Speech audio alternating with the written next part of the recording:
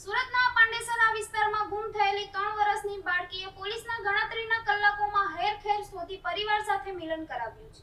પાંડેસરામાં પોલીસે ઝડપી અને સજાગ કામગીરી કારણે પરિવારજનોને રાહતનો શ્વાસ લીધો છે. સુરત શહેરના પાંડેસરા વિસ્તારમાંથી ગુમ થયેલી 3 વર્ષીય બાળકીને પોલીસે ગણતરીના કલાકોમાં હેમખેમ શોધી કાઢી પરિવારને સોંપી માનવતાનું ઉત્તમ ઉદાહરણ પૂરું પાડ્યું છે. બાળકીને શોધવા માટે પાંડેસરા પોલીસે તાત્કાલિક કાર્યવાહી હાથ ધરી સમગ્ર વિસ્તારમાં સઘન શોધખોળ શરૂ કરી હતી. પ્રાપ્ત માહિતી મુજબ પાંડેસરા વિસ્તારમાં રહેતી 3 વર્ષીય બાળકી અચાનક ગુમ થઈ જતા પરિવારજનોમાં ચિંતા અને ભયનો માહોલ છવાઈ ગયો હતો. પરિવારજનોએ તાત્કાલિક પાંડેસરા પોલીસ સ્ટેશનમાં જાણ કરતા પોલીસ ટીમ હરકતમાં આવી ગઈ હતી અને પોલીસે આસપાસના વિસ્તારોમાં તપાસ શરૂ કરી હતી.